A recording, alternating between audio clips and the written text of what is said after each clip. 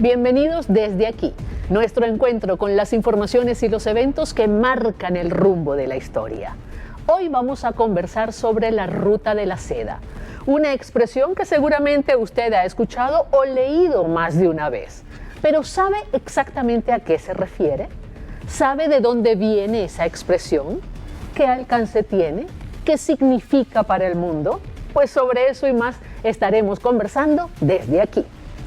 Si bien la expresión y su razón de ser se remontan al siglo I a.C., es en el año 2013 cuando recobra mayor vigencia e impacto a nivel mundial. Resulta que en ese año 2013, China decide recuperar y afianzar su liderazgo en el Pacífico, para lo cual emprende 3 acciones. 1. Crear la franja económica conocida como la Ruta de la Seda, para lo cual mejora la conexión en el corredor euroasiático, particularmente en Asia Central, con alcance a Europa, el sudeste asiático, el sur de Asia y algunas partes de África. Este ambicioso propósito llevó a visualizar 2 rutas, una terrestre desde China hacia Europa y otra marítima desde China hasta el Mediterráneo. Es así como se plantean la segunda acción. ¿Cuál es? Crear la Ruta de la Seda marítima del siglo XX, lo cual es una vía de navegación entre China, el sudeste asiático y el Océano Índico, llegando hasta África Oriental. ¿Para qué? Para materializar estas 2 acciones, China se propuso también una tercera acción, que es crear el Banco Asiático de Inversiones e Infraestructura. Sin duda, todo un proyecto muy ambicioso que tendría un costo aproximado de 51 billones de dólares americanos, un precio tan alto como la ambición china de lograr una mayor influencia económica en toda la región y, ¿por qué no?, en el mundo entero. De hecho, otro de los proyectos que se ha planteado Pekín es el de un tren de gran velocidad hacia Moscú, a objeto de acelerar el comercio con Rusia y con toda Europa. Esta Ruta de la Seda tiene varios objetivos para China. Primero, fomentar las rutas económicas entre zonas subdesarrolladas de la propia China. Segundo, promover la exportación de los excedentes industriales de China. Y tercero, favorecer el empleo. Todo ello con consecuencias sumamente rentables para la economía china y su proyección geopolítica. Estaríamos hablando de empresas chinas establecidas en más de 50 zonas de cooperación alrededor de 20 países, generando alrededor de 1.100 millones de dólares en impuestos y unos 180.000 nuevos empleos. En esencia, de lo que se trata es de traer al siglo XXI la legendaria ruta comercial entre China y Europa a través de Asia Central, la ruta que existió mucho tiempo antes de Cristo. Sin duda, un plan que busca reeditar los tiempos de la China imperial. Se dice que con este plan, China trata de redefinir su posicionamiento en el mundo, aumentando presencia y captando mercados. El proyecto incluye el 75% de las reservas energéticas del mundo, el 70% de la población del planeta y permitiría generar el 55% del Producto Interno Bruto mundial. Sin lugar a duda, un proyecto ambicioso pero factible, con el que inclusive comienza una nueva disputa comercial y estratégica con potencias como Estados Unidos de América. Vamos a una pausa y enseguida volvemos con más desde aquí, hoy conversando sobre la Ruta de la Seda y su impacto a nivel mundial. Ya regresamos.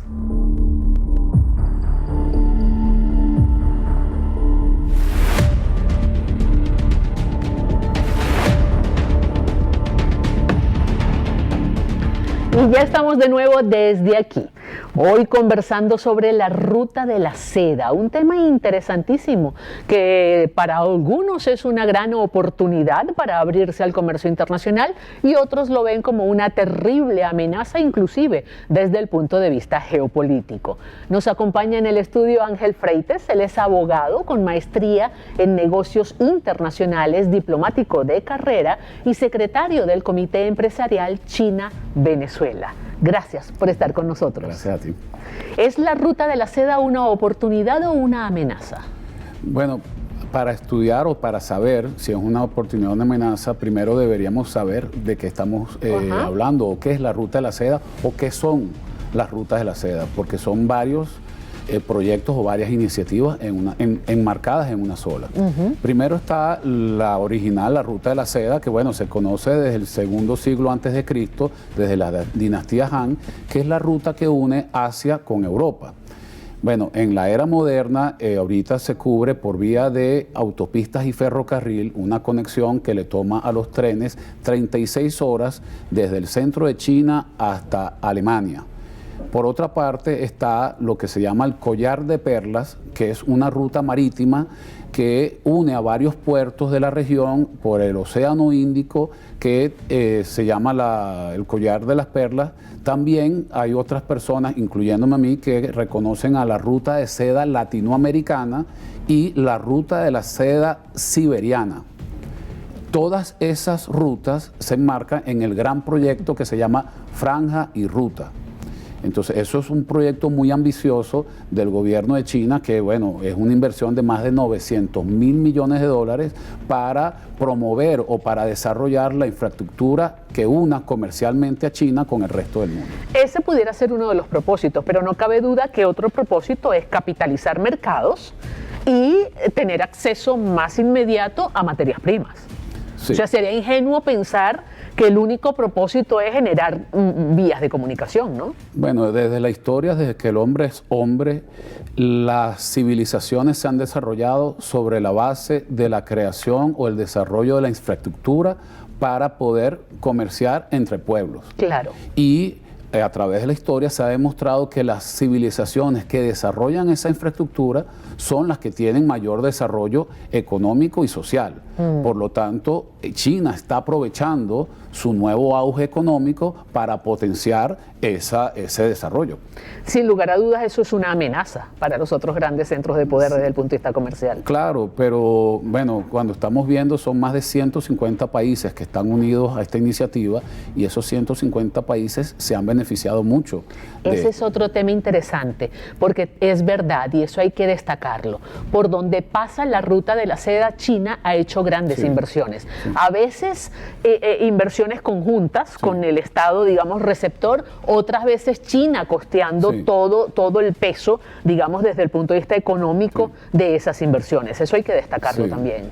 Bueno, también usted utiliza mucho una frase que en las relaciones internacionales no hay almuerzo gratis. Así es. Entonces, eso también lo vemos en la ruta en la franja y la ruta. Ahora bien, ¿cuál es la diferencia entre franja y ruta? Bueno, cuando hablamos de franja y ruta, estamos hablando de las 4 subrutas que le mencioné anteriormente. La ruta de la seda original es esa, desde el centro de China hasta Hamburgo, Alemania, por vía férrea. Las otras, el Collar de Perla, la ruta siberiana y la ruta latinoamericana, son las franjas. Serían todas las franjas. Todas ellas embarcan el megaproyecto Franja y Ruta. O sea que terminará siendo la telaraña. La telaraña, seda. Exactamente. Definitivamente. A través de la historia se ha demostrado, tanto social como económicamente, que el desarrollo de la estructura física que una a los pueblos, integre a los pueblos para que puedan hacer el comercio más fácil, es lo que catapulta o lleva el desarrollo económico y social. Entonces... Claro. Porque genera más empleo. Por eso. Básicamente. Eso está demostrado desde que el hombre es hombre. Así es. Y la mujer, mujer. Y la mujer es, exacto, la humanidad. Exactamente. Desde la humanidad que ofrece, cuando comercian entre ellos, se desarrollan. Y para poder hacer este comercio de manera eficiente, se crean estructuras o infraestructuras. Es por eso que, vuelvo e insisto, que China, aprovechando el potencial económico que tiene en estos momentos, está desarrollando un megaproyecto para poder facilitar el comercio entre China y el resto del mundo. Es increíble, digamos, el empuje que tiene, el impulso que tiene China desde el punto de vista industrial, económico, comercial, con la gran deficiencia que tiene desde el punto de vista energético. Es un país absolutamente dependiente del mercado de hidrocarburos a nivel internacional y sin embargo logra este nivel de autonomía desde el punto de vista económico y comercial, ¿no? Bueno, autonomía es entre comillas, porque ellos lograron entender que integrándose al mundo exterior es que pueden desarrollarse. En un principio vimos como ellos quisieron formar también una autarquía, ser independientes de todo el mundo, desde todo punto de vista, desde la creación de la República Popular China, sus primeros pasos fueron para crear un estado aislado, pero luego entendieron que es haciendo intercambios desde el punto de vista comercial es que pudieron acceder en primer lugar a los recursos naturales que lo están llevando a poder desarrollar el desarrollo económico que tienen en estos momentos. Claro. ¿Avanza China hacia el capitalismo con un discurso comunista? Bueno, China tiene ese particular que ellos lo autodenominan como un país dos sistemas. Un país dos sistemas. También se conoce muy bien el pragmatismo chino, bueno, desde el pensamiento del líder Deng Xiaoping, donde decía, no importa de qué color sea el gato, contra el que case ratones. Así es. Entonces, y también decían, bueno, vamos a intentar algunos desarrollos y el que sirva, lo llamaremos socialismo. Entonces, ese punto de vista pragmatismo en el es muy punto difícil extremo. Catalogarlos o ponerlos en una definición, digamos, enciclopédica de lo que sería el capitalismo o el socialismo. Sí, uno de los rasgos característicos de este expansionismo chino es la expansión también de su cultura. Porque donde llega China desde el punto de vista comercial, allí se establece también desde el punto de vista cultural. Donde llega China desde el punto de vista comercial, vemos que está la presencia de la cultura china, pero desde la comida hasta la forma de vestir, las tradiciones, absolutamente todo, ¿no? ¿Esa es una forma de penetración? Bueno, yo allí no es que diferencio, no es que la contradigo o me diferencio, pero justamente una de las grandes debilidades que tiene China en estos momentos es que no ha podido aplicar lo que muchos denominan el soft power, que sí se ve en el caso de los imperios británicos y en el caso del imperio, en este caso de Estados Unidos, que es que cuando ejercen su poder, los pueblos aceptan al poder, digamos, o lo apoyan y muchas veces lo imitan. Hay un ejemplo muy claro que cuando uno conoce Hong Kong, por ejemplo, uno ve personas de rasgos asiáticos nacidos en Hong Kong, pero que se comportan como un británico. Occidentalmente 100%. China sí tiene ese reto. Su expansionismo ha causado muchos roces, especialmente en el área. Con los países que lo vecinan, los países vecinos, pues. Entonces, allí es donde tiene el reto China para poder ejercer el hard power que ellos dominan, sí lo ejerce muy bien. Pero el soft power es donde tienen el reto que, bueno, ellos están trabajando en eso. Y usted y dice muy bien, uno de los ejemplos más claros es en el área del cine. Están tratando de desarrollar esa cultura para que los otros países lo acepten mejor. Es una nueva forma de imperio, ¿no? Sí. Eso me lo contesta al regreso. Vamos a una pausa y enseguida volvemos con más desde aquí.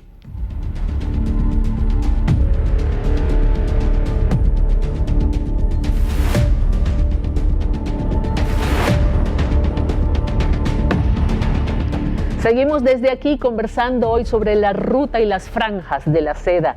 Como dice nuestro invitado Ángel Freites, abogado con maestría en negocios internacionales, diplomático de carrera y secretario del Comité Empresarial China-Venezuela. Preguntaba yo en el segmento anterior, esta ruta de la seda, estas franjas de la seda y el temor que generan en algunas sociedades, ¿pudieran ser vistos como una nueva forma de imperio por parte de China? Sí. Hay analistas que consideran esto un auge imperial en el caso de China y por supuesto cuando hay este tipo de desarrollos tan potentes se ve como de esa manera. Pero a diferencia de años anteriores o imperios que conocemos anteriores, China ha decidido por utilizar las formas pacíficas, por decirlo así, utilizando el dinero, utilizando el desarrollo en lugar de la fuerza bruta. Utilizando su peso como miembro permanente del Consejo de Seguridad de Naciones Unidas también, ¿no? Pero en ese aspecto se ha beneficiado más de lo que ha dado. Por ejemplo, en los últimos tiempos hemos visto cómo países africanos o países del sureste asiático se han unido para votar en favor de China cuando tiene situaciones, por ejemplo... Claro, porque hay una gran dependencia desde el punto de vista económico. O sea, 100%. Esos países están votando no a favor de China, están votando en defensa de sus propios intereses, que pasan por una relación muy estrecha con China. Eso también hay que entenderlo de esa manera. Claro, entonces, pero no es una amenaza abierta que China le hace, mira... Pero es una suerte de soft power que de alguna manera pues lo está utilizando. Ahora, China no se percibe a nivel mundial como una amenaza desde el punto de vista militar. No. En lo absoluto. No, por ahora. Y hago ese hincapié porque China ha sido muy frontal y directa sobre lo que quiere hacer su desarrollo.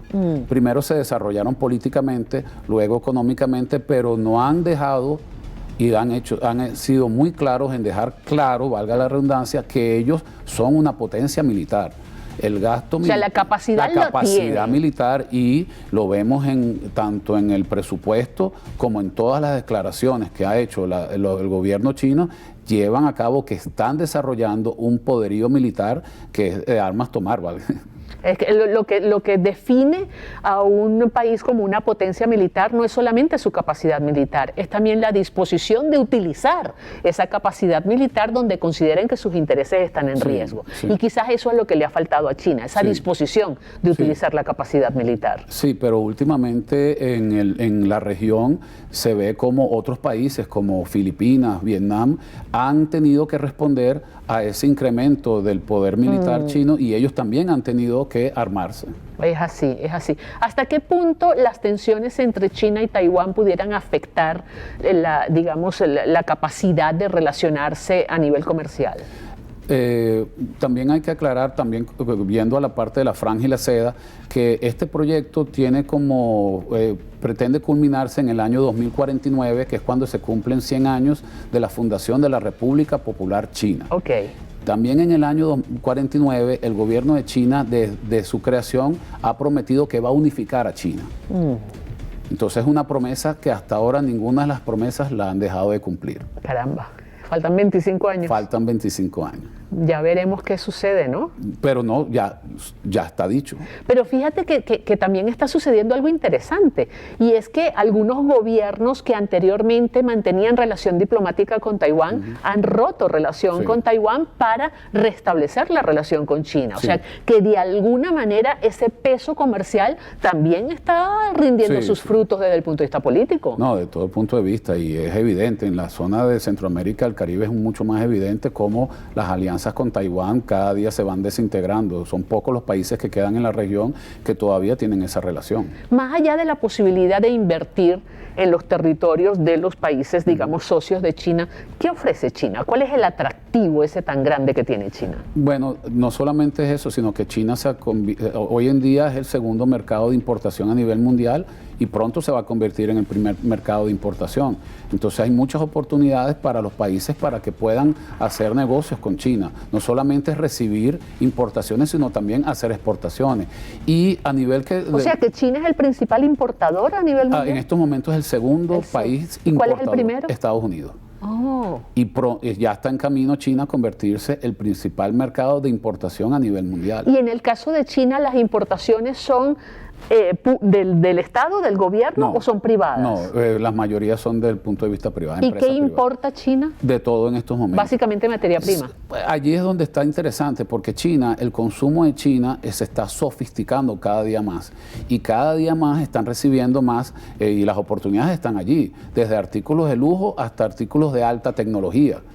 Es más, uno de los puntos es las restricciones que están teniendo los países, porque ven amenazas que China está adquiriendo alta tecnología que en un futuro ellos pudieran considerar que es peligrosa. Y el tema de los derechos humanos, tantos cuestionamientos que ha habido a China por el tema de los derechos humanos, ¿eso ha impactado su imagen a nivel internacional? Definitivamente es uno de los puntos que China está haciendo frente, y tiene una gran campaña para poder, bailar en el ámbito internacional. Sin ese peso tan exacto, grande. Sin ese peso, y hacen un gran trabajo incluso de relaciones públicas para contrarrestar esa campaña. De hecho, lo han logrado. La relación comercial China-Estados Unidos, ¿cómo está en estos momentos? China-Estados Unidos, la secretaria de Estado, la secretaria de Finanzas visitó a Pekín en la semana pasada. Sí, y ellos declararon que la relación va a mantener desde el punto de vista pragmático y desde el punto de vista comercial debe mantenerse. Ellos siguen siendo los principales socios comerciales bilaterales. ¿Cuáles son los principales rubros de intercambio entre China y Estados Unidos? Bueno, Estados Unidos tiene grandes empresas que están en China y por el tema de la mano de obra, que es mucho más económico, claro. Y bueno, China se debe hoy a la apertura que hizo Estados Unidos desde Richard Nixon, que permitió que las empresas estadounidenses se instalaran en las zonas económicas especiales en China y poder desarrollar lo que hoy es China. Tuve la oportunidad en días recientes de tener un coloquio, una actividad académica con varias personas de diferentes países europeos, y todos ellos coincidían en una preocupación común, que es el incremento de la presencia de China en los países europeos. Sí. ¿Por qué genera tanta preocupación si donde llega China llegan inversiones? Bueno, porque también cuando llega China llegan tantas inversiones, pero ellos se sienten amenazados, especialmente desde el punto de vista tecnológico, ¿no? China ya dejó de ser el país donde se producen baratijas y ya está compitiendo de tú a tú con todos estos países. 1.000.000 de gracias por estar con nosotros. Muchas gracias a ti. Mis conclusiones: la ruta de la seda, o las franjas de la seda, o la combinación de ruta y franjas de la seda, es una de las muchas expresiones de la perseverancia, de la continuidad en la búsqueda, en la consecución de los objetivos de un Estado, más allá de las aspiraciones particulares de sectores de presión, tanto económicos como políticos. China se ha ido consolidando cada vez más a nivel internacional, no solo como un importante actor desde el punto de vista comercial, sino también como un importante decisor desde el punto de vista político. Será hasta una próxima entrega desde aquí.